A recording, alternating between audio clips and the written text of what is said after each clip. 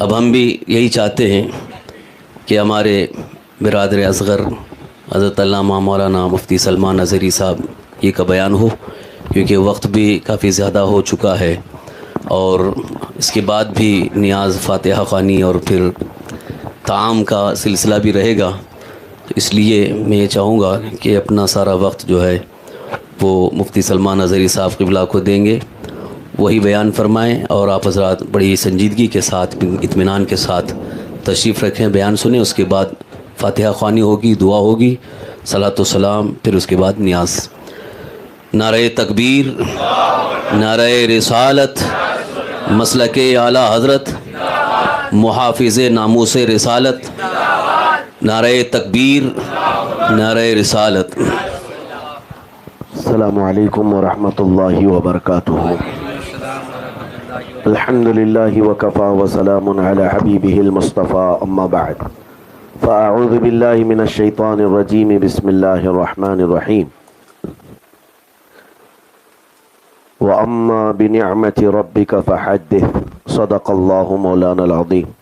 بارگاہ رسالت میں آپ صلی اللہ علیہ وسلم میں درود پاک کا ہدیہ پیش کریں. اللہم صلی علی سیدنا و مولانا محمد معدن الجود والکرم وآلہ واصحابہ الکرام وابنہ الکریم وبارک وسلم صلاة دائمة سرمدا ابدا. عزیزان گرامی، آج کی اس محفل میں آپ حضرات مجھے سننے کے لیے بیٹھے ہیں، جبکہ محفل میں میرے دو عظیم استاد فخر الاماثل حضرت العلام مفتی زبیر احمد صاحب قبلہ اور حضرت العلام مولانا عبدالرب صاحب قبلہ ادام اللہ اقبالہما دونوں جلوہ بار ہیں. عام طور پر ہوتا یہ ہے کہ چھوٹوں سے شروع کیا جاتا ہے مجلس میں، محفل میں، لیکن یہاں پر بڑوں نے اپنا اپنا حصہ مجھے عطا کیا ہے. وہ اس لیے نہیں ہے کہ ہم لائق ہیں، بلکہ ہمیشہ باپ یہ سوچتا ہے کہ میری نظروں میں بیٹا چمکتا رہے. اور تعرف الاشجار باسمارہا، عربی کا ایک قول ہے کہ درخت کی حیثیت اور درخت کی حقیقت اس کے پھل سے پہچانی جاتی ہے. پھل اگر اچھا ہے تو درخت بہت اچھا ہوگا، اور بغیر پھل کے درخت کا کوئی مطلب بھی نہیں ہے. تو ہمیں تیار کرنے والے، ہمیں آپ کے سامنے کھڑا کرنے والے یہ اساتذہ کرام ہیں. یہ اور بات ہے کہ کبھی انہوں نے عوام الناس کے سامنے اعلان بھی نہیں کیا، ذکر بھی نہیں کیا، لیکن مجھے اس بات پر فخر ہے کہ الحمدللہ صرف پڑھایا نہیں بلکہ مجھے پالا بھی ہے. اللہ ان کے اقبال بلند فرمائے. فارسی کی پہلی سے لے کر کے مسلم شریف تک اور ہدایت النو، نومیر جو چھوٹی سب سے پہلی کتابیں ہوتی وہاں سے لے کر بخاری شریف تک پڑھانے والے یہ اساتذہ ہیں. ایک بات میں کہہ کر آگے گفتگو کی طرف جاتا ہوں. ابھی ایک چیز میں نے کہیں پر پڑھا تھا، لوگوں کا نظریہ ایسا بدل گیا کہ باصلاحیت لوگوں کی قدر کم ہو گئی، لیکن جو پریزنٹ لوگوں میں مشہور ہے ان کی قدر بڑھ گئی. اگر ایسا فارمولہ ہے تو یہ غلط ہے. باصلاحیت جو لوگ ہیں وہ یقیناً ان کی حیثیت ایسی ہے جیسے بہت سارے ممالک میں گورنمنٹ چلانے والے کوئی اور ہوتے ہیں، دکھنے والے نیتا کوئی اور ہوتے ہیں. یہ حضرات وہی ہیں جن کے بارے میں شاعر نے کہا، نہ پوچھ ان خرقہ پوشوں کو، ارادت ہو تو دیکھ ان کو، ید بیضا لیے بیٹھے ہیں اپنی آستینوں میں. مجھ جیسے بہت سارے علماء بنائے، تیار کیے، لیکن ایک بات میں آپ کو بتاتا ہوں. میرے والد گرامی حضرت علامہ محمد بن حسن رحمہ اللہ مصباحی تھے، حضور حافظ ملت کے شاگرد تھے. اسی انداز سے وہ بھی کام کرتے رہے. خاموش بیٹھ کر کے ایک جگہ پر انہوں نے دین کا کام کیا. ایک مرتبہ میں نے ان سے کہا تھا کہ اتنے سارے آپ نے کام کیے, دارالعلوم کی بنیاد بھی رکھی, بہت ساری چیزیں, لیکن لوگوں کا ساتھ وہ نہیں رہا. آخری عمر تھی ان کی, اور اس وقت میں نے کہا کہ آج یہ لوگ سب فراموش کر گئے آپ کی خدمات کو, آپ کو یہ جانتے نہیں, اور مجھے تو جانتے ہیں بہت سارے. تو وہ ہنس کر کے کہے, مسکرا کر انہوں نے کہا کہ سب کچھ یہاں مل جائے تو پھر آخرت کا کیا ہے.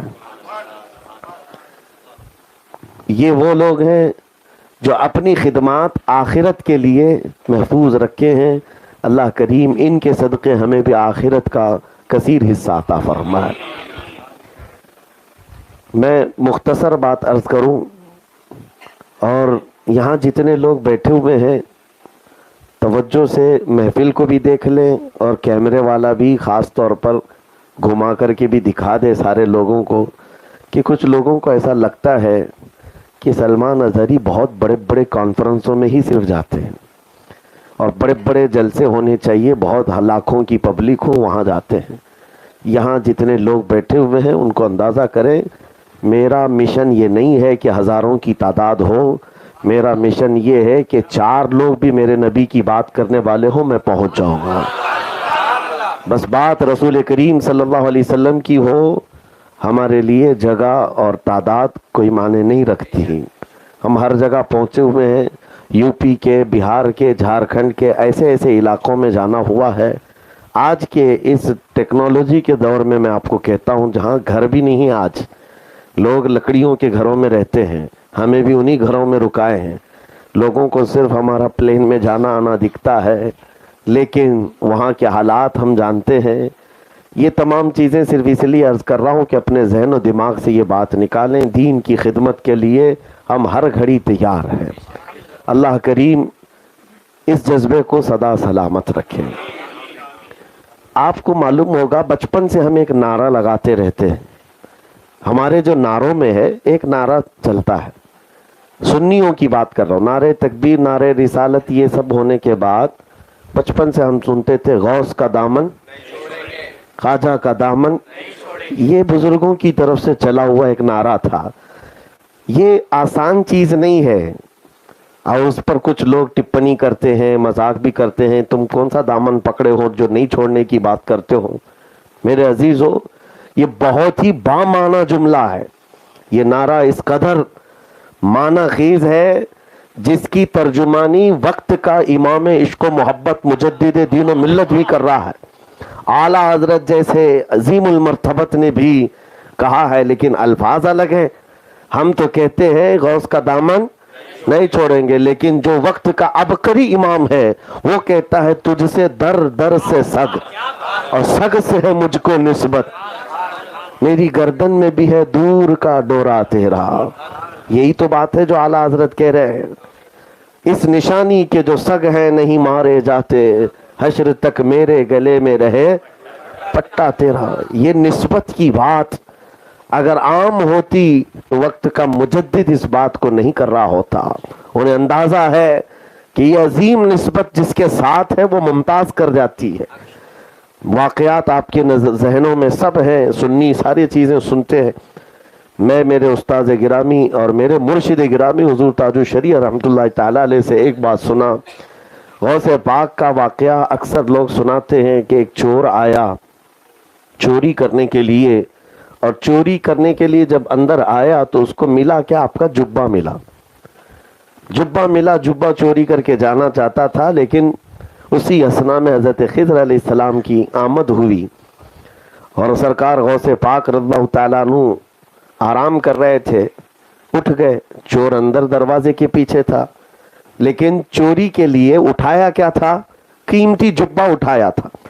غوث پاک رضی اللہ تعالیٰ عنہ سے حضرت خضر نے پوچھا کہ بصرہ کے قطب کا انتقال ہو گیا, وہاں پر کس کو منتخب کیا جائے؟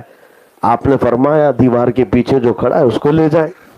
واقعہ آپ کو پتہ ہے, حضرت فرمایا کرتے تھے کہ یہ مت سمجھ لینا کہ یہ اچانک ہونے والی بات تھی. اچانک ہونے والی بات نہیں تھی. اس چور کو قطب کے درجے پر پہنچایا گیا اس لیے کہ ہاتھ میں جبہ تھا غوث پاک کا. ہاتھ میں کیا تھا؟ یہی تو ہم بچپن سے نعرہ لگاتے، غوث کا دامن. ہاں، یہ دامن جب ہے تو پھر چور بھی قطب بن سکتا ہے، چور بھی قطب بن سکتا ہے، صرف دامن ساتھ میں ہو، نسبت ساتھ میں ہو. عزیزان گرامی اوقات، سرکار غریب نواز رضی اللہ تعالیٰ عنہ جب اجمیر معلیٰ آئے، بڑے معاملات آپ کے ساتھ ہوئے، بہت سارے معاملات. ایک مرتبہ کہیں سے آپ کا گزر ہو رہا تھا، پجاری آگ کے بیٹھے ہوئے آگ جلا رہے تھے. آپ وہاں کھڑے ہو گئے اور ان سے کہا کہ کب سے جلا رہے ہو؟ کہا برسوں سے ہماری یہ عبادت گاہ ہے، ہم اس کی عبادت کرتے ہیں. سرکار غریب نواز رضی اللہ تعالیٰ عنہ نے اس پجاری سے کیا کہا؟ اگر تمہارا یہ خدا ہے، جیسے آج بھی اگنی پوجا ہوتی ہے، غریب نواز نے فرمایا کہ اگر یہ تمہارا خدا ہے تو ہاتھ ڈالو اس میں، آگ میں ہاتھ ڈالو. پجاری نے کہا نہیں، آگ کی فطرت ہے جلانا، وہ تو جلائے گی. ہم اس کو بھگوان مانتے ہیں، عبادت کرتے ہیں، یہ ہمارا عقیدہ ہے، لیکن یہ جلانا ہے تو جلائے گی. سرکار غریب نواز فرماتے بچپن سے تو پوجا کر رہا ہے، عبادت کر رہا ہے، تجھ کو نہیں چھوڑتی، تجھ کو بھی جلاتی ہے. تو پجاری کہا بابا بڑی یہ اس طرح کے فلسفے کی باتیں مت کرو، ہمیں گمراہ نہ کرو، آگ کا اثر ہے جلانا، جلاتی ہے. لیکن سرکار غریب نواز نے کہا نہیں، آگ کا اثر ہے جلانا، لیکن اس وقت تک نہیں جلاتی جب تک میرا خدا نہ کہے.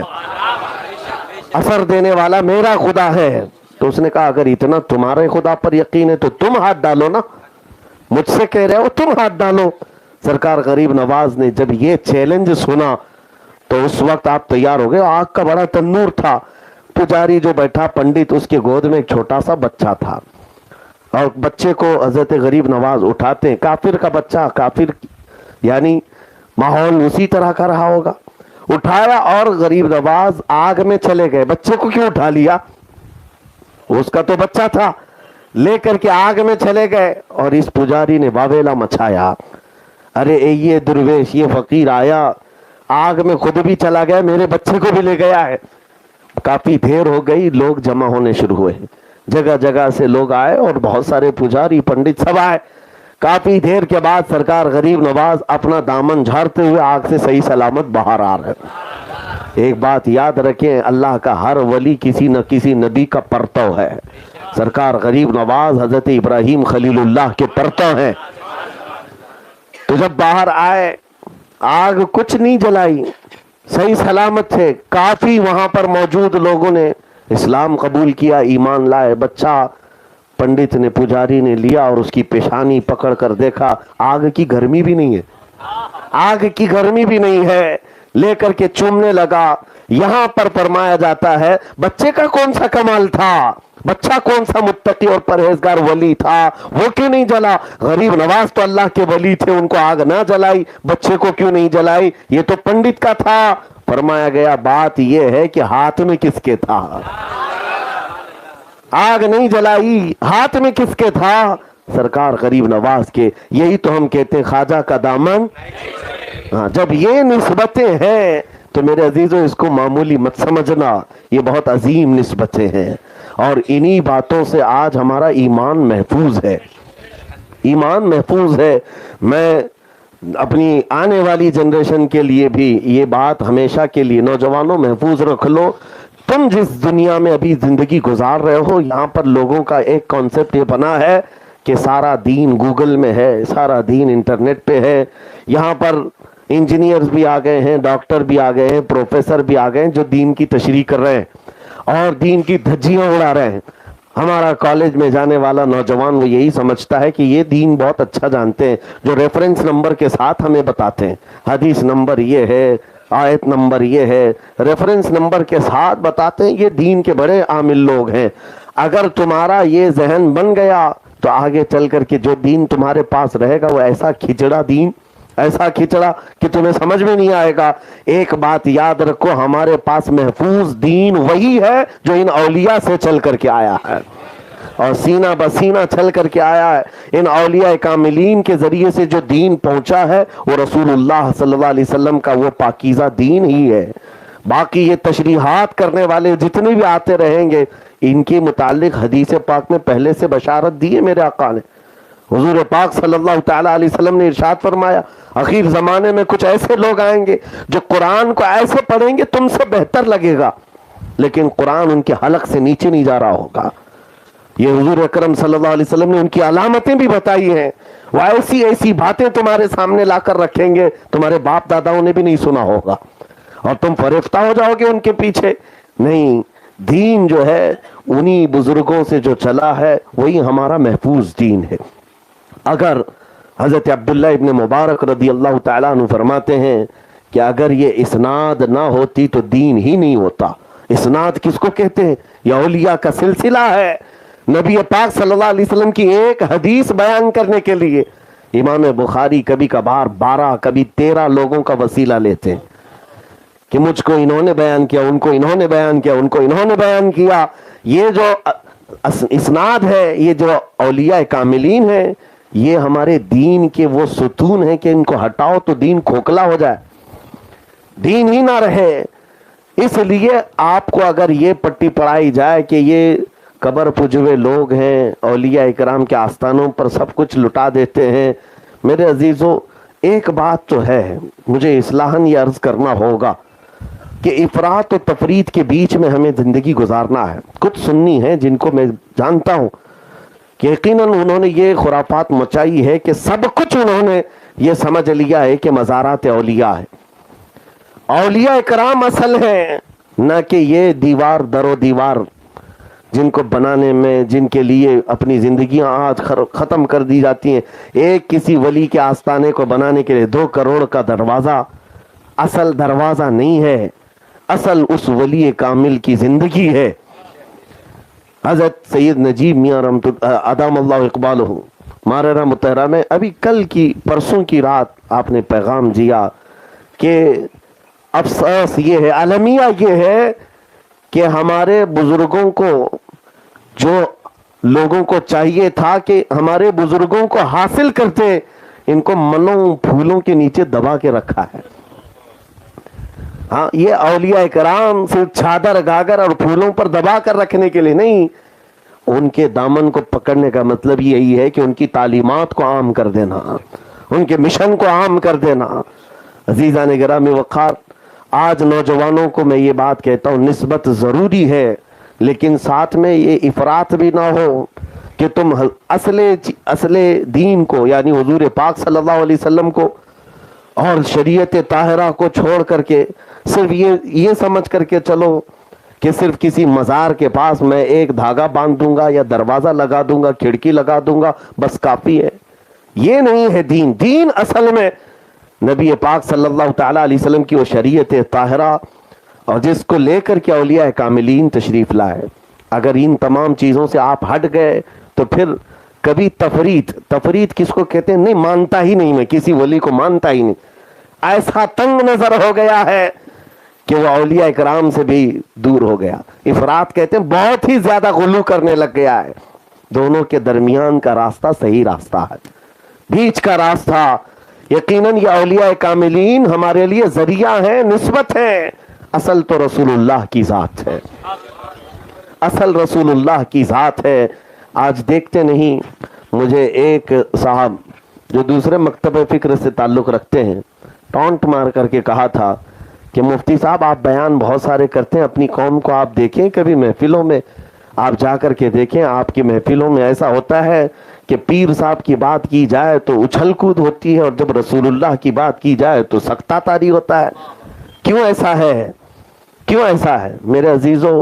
ہو سکتا ہے کسی محفل کو انہوں نے دیکھا ہو، میں نے ان سے کہا یہ ہو سکتا ہے کسی جاہل محفل کو دیکھ کر کے آپ نے کہا ہو، لیکن آج بھی الحمدللہ ہمارا عقیدہ یہ ہے، ہم جن اولیاء کی بات پر فخر کرتے ہیں وہ اس لیے کرتے ہیں کہ ہم کو رسول اللہ کا دروازہ بھی دکھایا انہی اولیاء نے،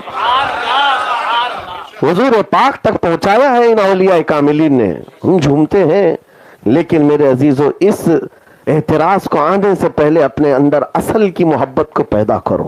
اصل کی محبت وہ رسول اللہ کی محبت ہے، نبی کریم صلی اللہ تعالیٰ علیہ وسلم اصل ایمان ہے، اصل دین ہے، اور اولیاء کاملین یہ نسبت وہاں تک پہنچنے کے لیے۔ آپ کو پتہ ہے سلسلہ عربی میں کس کو کہتے ہیں؟ سلسلہ جو ہے عربی میں چین کو کہتے ہیں. آپ ڈکشنری بھی اٹھا کر کے دیکھ لیں گے تو اس کا میننگ لکھا ہوگا چین. چین کس کو کہتے ہیں؟ چین کوئی ایسی ایک لمبی رسی نہیں ہوتی. چین میں جو ہے کڑیاں ہوتی ہیں, ایک کڑی دوسرے کڑی سے, پھر دوسری کڑی تیسری کڑی سے ایک دوسرے سے جوڑی جاتی ہے, اور یہ کڑیاں جب لمبی ہو جاتی ہیں تو چین بنتی ہے, اور اسی چین کو سلسلہ کہا جاتا ہے. ایک بھی کڑی کھل گئی تو وہ چین نہیں ہے, ٹوٹی ہوئی ہے. اور اس لیے ہم اپنے بزرگوں کے ہاتھ میں ہاتھ دے کر اس چین میں اپنے آپ کو شامل کرتے ہیں. یہ کڑیوں سے ہم ملا لیتے ہیں. کیوں؟ اپنے پیر کے ہاتھ میں ہاتھ دیتے ہو تو یہ سمجھ کر کے کہ یہ ہاتھ صرف مجھ سے نہیں ملا ہے, ان کے پیر سے, ان کے پیر سے, اور یہ ہاتھ جاتے ہیں سیدھے رسول اللہ کے ہاتھ میں. اسی لیے اعلیٰ حضرت نے فرمایا جس کا سلسلہ منقطع ہے اس سے بیعت کرنا جائز بھی نہیں, جائز بھی نہیں. یہ سلسلہ ہے, اور سلسلہ اصل جو ہے یہ کڑیاں یہ نہیں ہوتی, آخر میں جہاں جا کر منزل ہے وہ اصل ہے, وہ اصل ہے. اس لیے میرے عزیزوں ان نسبتوں کے ساتھ سرکار غوث پاک کی نسبت, سرکار غریب نواز کی نسبت, اس پر فخر کرنا بنتا ہے سنیوں کو, لیکن ساتھ میں ہمیں یہ بھی محسوس کرنا ہوگا اصل ہمارا وہ رسول اللہ کی شریعت طاہرہ ہے. ایک بات میں آپ کو بتاتا ہوں, حضرت شیخ عبدالحق محدث دہلوی رحمۃ اللہ علیہ ہندوستان جب تشریف لائے تھے, بڑا امتحان تھا آپ کا. علم حدیث پھیلانے میں سب سے بڑا کردار سیدنا عبدالحق محدث دہلوی کا ہے. وہ کہتے ہیں ایک مرتبہ وہ کسی بیابان سے گزر رہے تھے, انہوں نے دیکھا کہ ایک پیر صاحب بیٹھے ہوئے ہیں اور مریدین بہت سارے ہیں, اور اس پیر صاحب کا اثر ایسا تھا کہ مریدین پر وجد طاری تھا. اور شیخ عبدالحق محدث دہلوی کوئی ایسے ویسے عام عالم نہیں کہ وہ صرف اور صرف ظواہر کو دیکھتے ہوں, بلکہ وہ اہل باطن میں سے تھے, اولیاء کی بڑی قدر کرنے والے تھے. ان کا حال یہ تھا اس وقت تک رات کو سوتے نہیں تھے جب تک رسول اللہ کی زیارت نہیں کرتے تھے. روزانہ کا معمول تھا آپ کا, جب دن بھر حدیث پڑھاتے تھے اور رات کو جب آتے کشف کرتے, آنکھیں بند کرتے اور حضور کا دیدار کرتے تھے یا روزے کی زیارت کرتے تھے.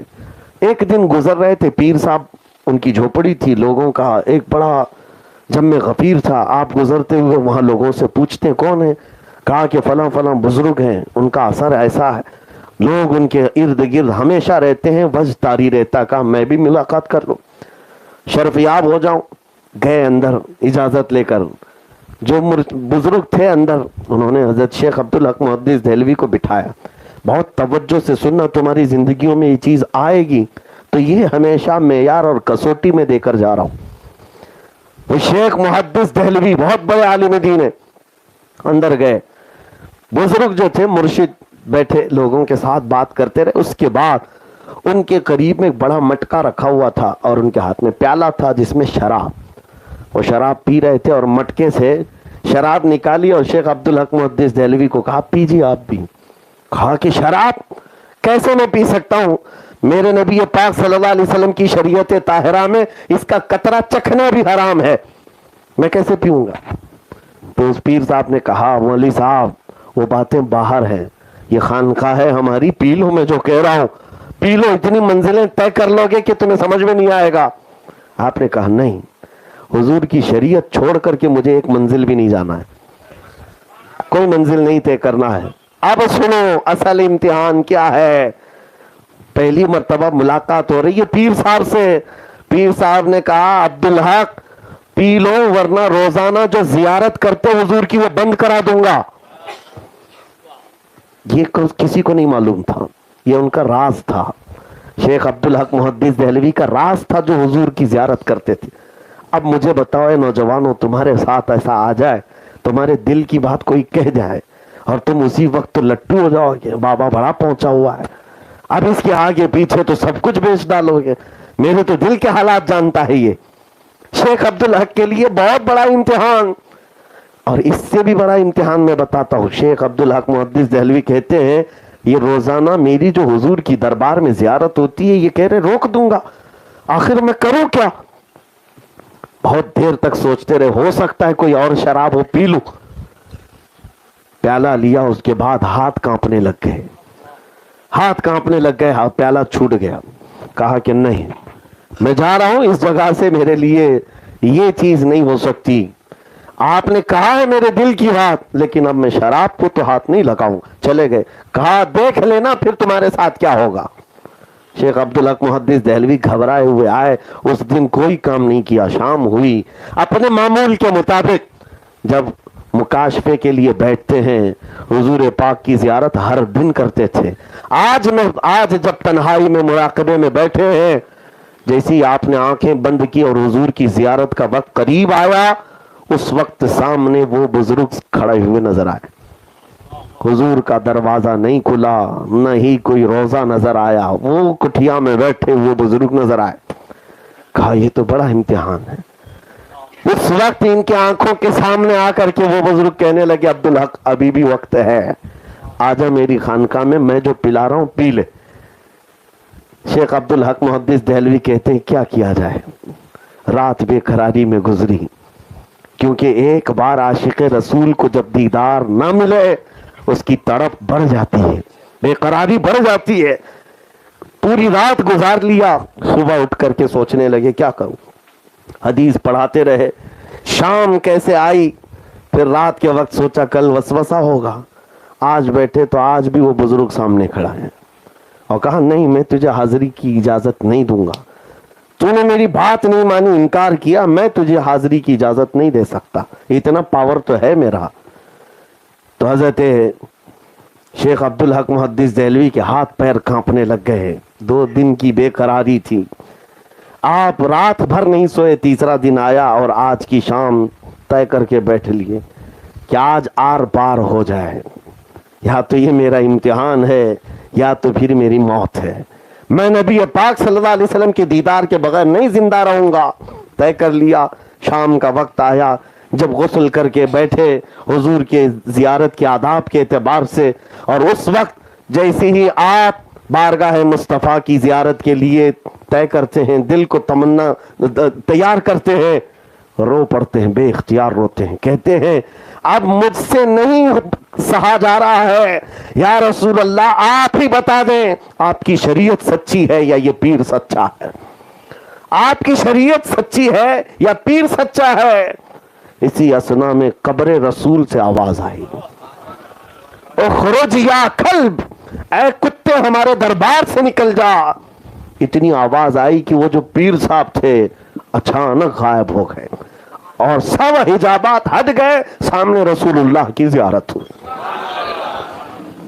اب شیخ عبدالحق محدث دہلوی کو اپنی مراد مل گئی، اور اس کے بعد جی بھر کے تمنا کے ساتھ، دل کے ساتھ بارگاہ مصطفیٰ میں حاضری دی. صبح اٹھے، کہا کہ میں تو جیت گیا، میں تو جیت گیا، میری مراد مل گئی ہے. اب جاتا ہوں اس بزرگ کے پاس، اب جا کر کے بولتا ہوں اب بتاؤ بغیر تمہارا پیالہ پیے تو میں اپنا پیالہ پی چکا، میں شراب محبت پی چکا دیدار مصطفیٰ کا. اب وہاں بیابان میں آئے، اس جنگل میں لوگوں میں ایک ہلہ مچا ہوا ہے، گلگلہ ہے، لوگ اپنے اپنے بوریے بسترے باندھ رہے ہیں، سب ادھر ادھر ہو رہے ہیں. شیخ عبدالحق محدث دہلوی کہتے رکو رکو، مجھے تمہارے پیر صاحب سے ملنا ہے. جلدی سے آئے اس جھونپڑی کے پاس. جو دربان کھڑے تھے وہ بھی ادھر ادھر تتر بتر ہے. پوچھا ہوا کیا، کہاں ہے پیر صاحب؟ کہا مت پوچھو، کل کی رات ایک بڑا حادثہ ہوا، اچانک ایک دھماکہ ہوا اور ہمارے پیر صاحب کتا بن گئے اور کتا بن کر نکلے، کتا بن کر کے وہ یہاں سے نکل گئے. تب شیخ عبدالحق محدث دہلوی نے کہا تمہارے پیر کو کسی اور نے کتا نہیں بنایا، اصل پیر نے کتا بنایا. اصل کے ساتھ اگر نسبت ہو تو نقل کبھی تمہارے اوپر غالب نہیں آئے گا. یہ اصل نبی پاک صلی اللہ علیہ وسلم کی شریعت طاہرہ. لوگ آج جس طرح سے نسبت اپنی اصل ہے ضروری ہے، لیکن ساتھ میں یہ کسوٹی ہمیشہ رکھو جو میرے مصطفیٰ سے بال برابر بھی ہٹا، شریعت طاہرہ سے بھٹکا، نہ وہ پیر ہونے کے لائق ہے، نہ تمہارے لیے چین بننے کے لائق ہے. وہی ہمارے لیے لائق ہے جس کا سینہ نبی پاک صلی اللہ علیہ وسلم کی محبت سے بھرپور ہے، معمور ہے. عزیزان گرامی وقار، یہ میں نے آپ کو اس لیے معیار بتایا ہے کہ اب حالات ایسے آ رہے ہیں، جوگیوں کے پیچھے اور انگوٹھی والے بابا چوٹی والا بابا, بیڑی والا بابا, پتہ نہیں کون کون سے بابا. ہاں, لوگوں کو یہ ہمارے ہندوستان کا مزاج ہے, جہالت بہت زیادہ ہے, جس کی وجہ سے یہ سمجھتے ہیں باباؤں کا دین ہے. اور بابا بھی تو ایسے نفسیات کے بڑے ماہر ہوتے ہیں, سائیکالوجی پڑھے ہوئے ہوتے ہیں, ان کو سب کو پتا ہے. تم کو پتھر بھی وہ کھلا سکتے ہیں, کا بہت بڑا معجون ہے, اور کھا بھی لوگ. ہمارے علاقے میں ایسی چیزیں ہم نے دیکھی ہیں. ایک بابا آیا اور کہتا 8 خدا ہے, 8 رسول ہے, 8 محمد ہے, نعوذ باللہ من ذلک. اور سننے والا بیوقوف ہے, وہ آ کر کے پوچھ رہا کیا ایسا بھی ہے؟ کہا تماچا لگاتا اور کہتا کہ میری گٹھی میں پلایا گیا ہے اللہ ایک ہے. پھر یہ کہاں سے لے کر کے آئی چیز؟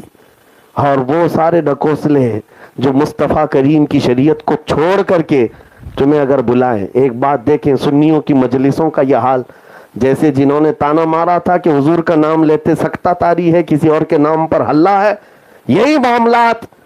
قوالی بج رہی ہے, وجد آ رہا ہے. یہ وجد ہے کہ ڈانس ہے کہ رقص ہے مجھے معلوم نہیں, لیکن قوالی پر بڑا حال آ رہا ہے. انہیں قوالی سننے والوں سے میں کہتا ہوں 15 منٹ قرآن کی تلاوت بھی سن کے دکھاؤ. وہ اللہ کا کلام ہے نا, اس میں تو کوئی شک نہیں ہے, کسی کا لکھا ہوا ہے اور رسول پر اترا ہوا کلام ہے. سن کر کے دکھاؤ. اور تو تمہیں نیند آنے لگ جائے تو قرآن کے ساتھ تمہارا اگر جذبہ صحیح نہیں ہے تو پھر یہ قوالیاں تمہیں وجد نہیں لا رہی ہیں, یہ وجد نہیں لا رہی ہیں, یہ تو تھرک رہے ہو. حال اور وجد ان قوالیوں سے, ان مناقبات سے ہوتا تھا جن کے قلب میں نبی پاک کی محبت بسی ہوئی ہوتی تھی. عزیزان گرامی وقار, اصل چیز کی طرف میں توجہ کروا رہا ہوں.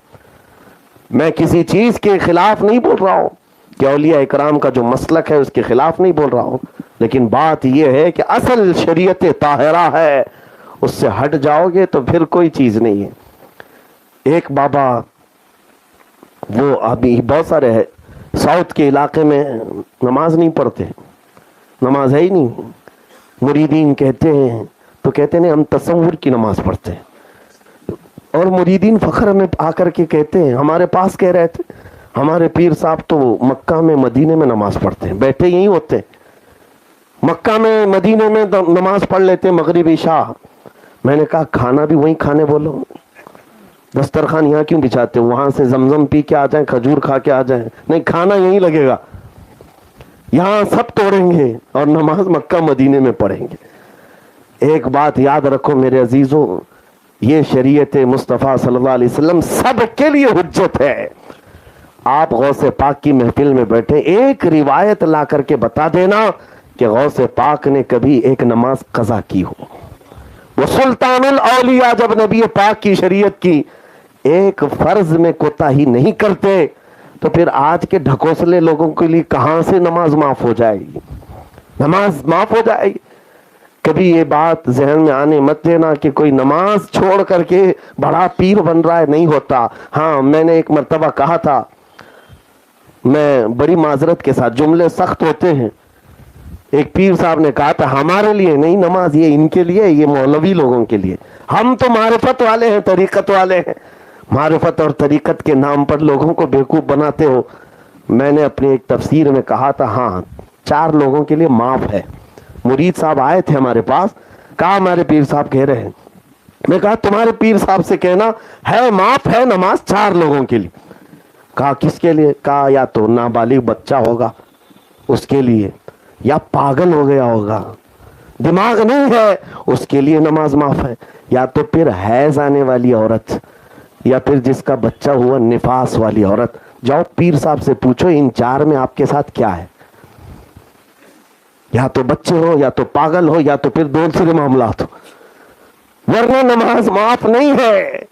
غوث پاک کے لیے نہیں, غریب نواز کے لیے نہیں ہے, تو پھر کسی اور کے لیے کیسے؟ اصل جو ہے شریعت مصطفیٰ صلی اللہ تعالیٰ علیہ وسلم ہے. لیکن میرے اس بیان کے لیے میں یہاں تک کیوں آیا آپ کو بتا دوں. یقیناً ہم نے گفتگو شروع کی ہے غوث کا دامن اور خواجہ کا دامن. یہ ہمارا عقیدہ اور ہمارا مسلک, ہمارا مذہب اپنی جگہ پر ہے, لیکن اس کا مطلب یہ نہیں ہے کہ ہم نبی پاک کی شریعت چھوڑ کر کے صرف دامن کی بات کرتے ہیں. غوث کا دامن وہی ہے جو رسول اللہ کی شریعت ہے, خواجہ کا دامن وہی ہے جو رسول اللہ کی شریعت ہے. اور آخر میں چل کر کے یہ بھی بتا دوں, مسلک اعلیٰ حضرت بھی وہی ہے جو غوث کا دامن ہے اور خواجہ کا دامن ہے. جس نے اعلیٰ حضرت کا مسلک پکڑ لیا ہے, دونوں دامن اس کے ہاتھ میں ہے, دونوں دامن اس کے ساتھ ہے. عزیزان گرامی وقار, رسول کریم صلی اللہ تعالیٰ علیہ وسلم کے ان نائبوں کی قدر یقیناً ہمارے لیے ضروری ہے, لیکن ساتھ میں یہ کہوں گا اصل اپنے ذہن و دماغ میں یہ بنا کر کے چلیں, مصطفیٰ کریم صلی اللہ علیہ وسلم کی شریعت سے بڑھ کر کوئی حجت نہیں ہے, حضور کی شریعت سے بڑھ کر کوئی حجت نہیں. ہر ولی آیا ہوا وہ اپنے لوگوں کو حضور کی شریعت ہی سکھاتا رہا.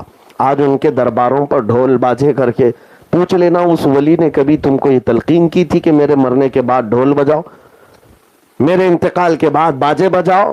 اس ولی کے مشن پر ہی نہیں چلتے تو پھر کیسے ان کے ساتھ نسبت ہے, کیسے ان کا دامن ہے تمہارے ساتھ؟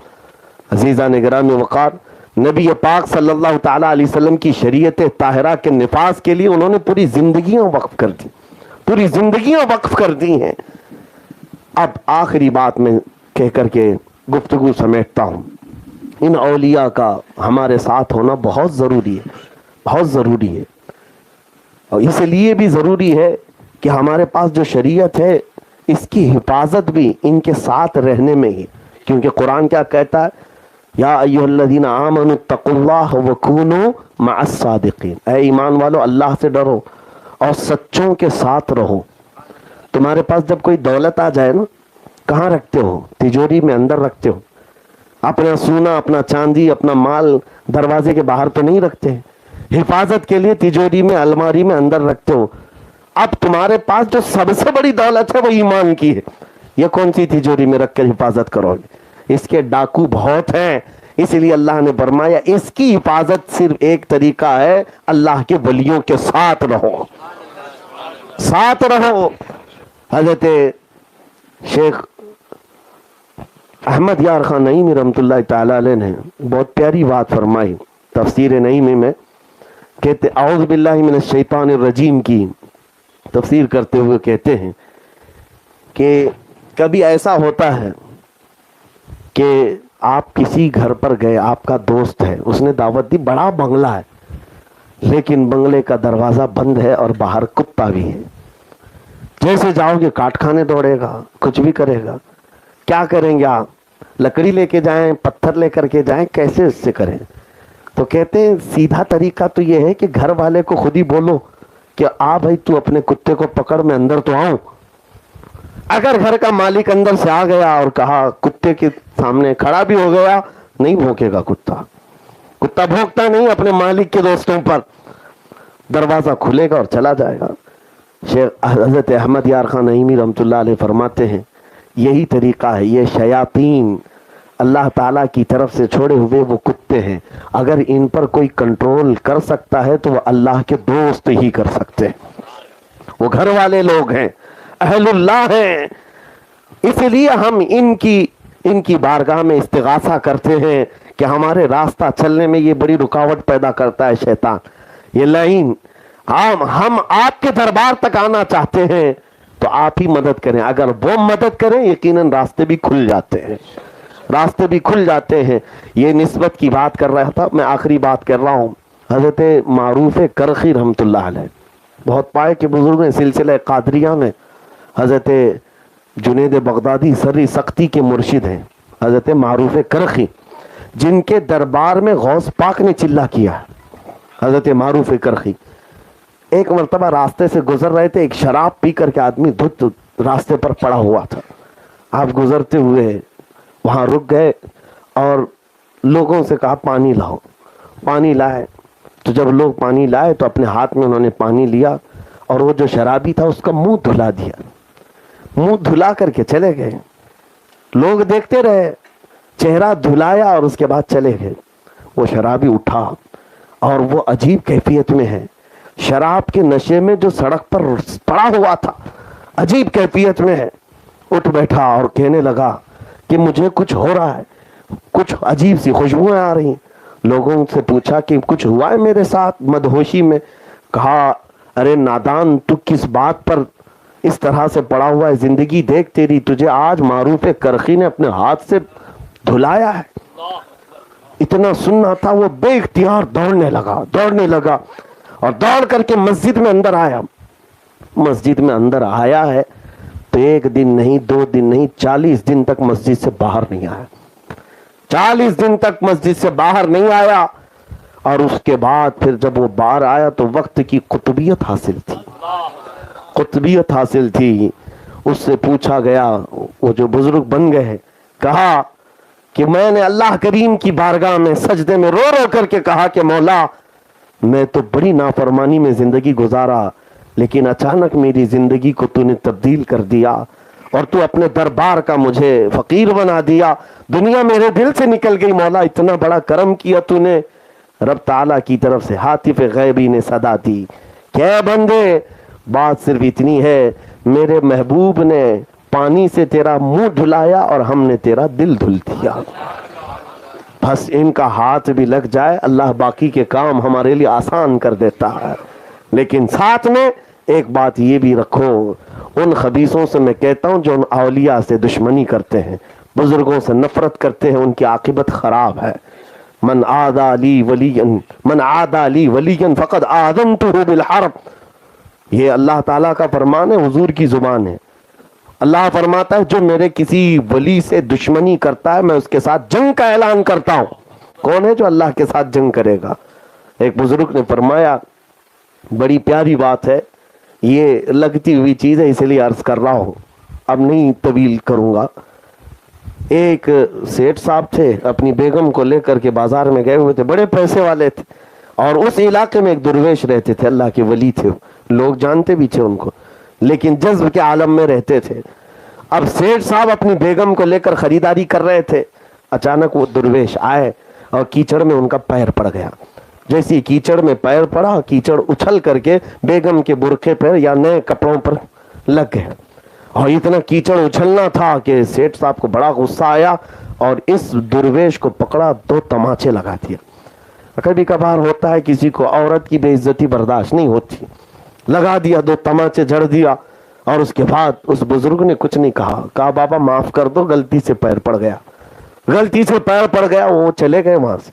और ये ओल फोल बकने लगे, सेठ साहब माल की चर्बी ज्यादा थी। और उसके बाद खातून ने कहा, बेगम ने कहा कि छोड़ दो, उनका गलती से पैर पड़ा, मैं धुल लेती हूँ। कहा कैसे? उन्होंने हम सबको जलील कर दिया, सबके सामने तेरे कपड़े मैले हो गए। बहरहाल बात आई गई हो गई।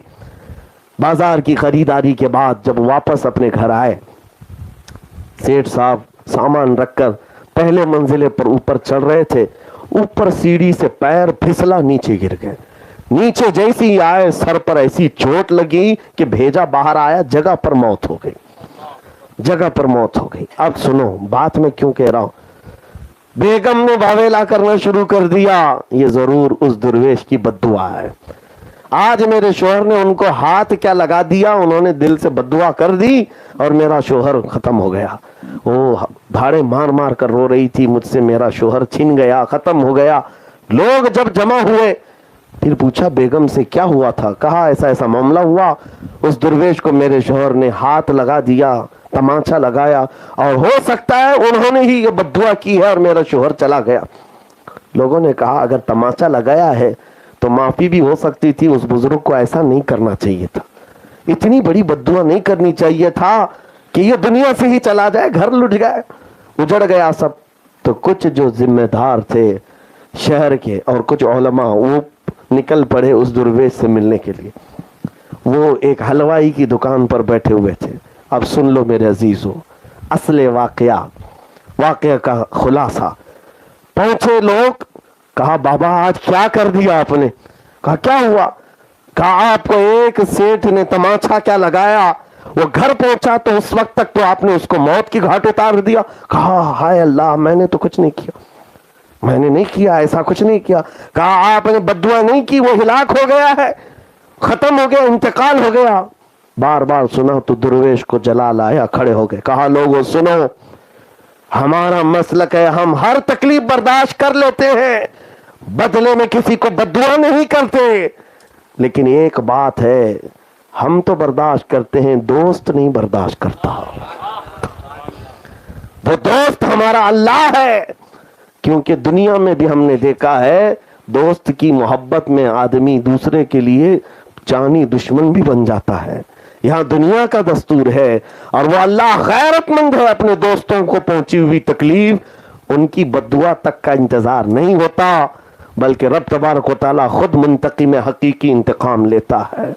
اسی لیے میرے عزیزوں، بعض لوگوں کو ایسا لگتا ہے کہ ہم اولیاء کے ساتھ کچھ بھی کر لیں کچھ نہیں ہوگا۔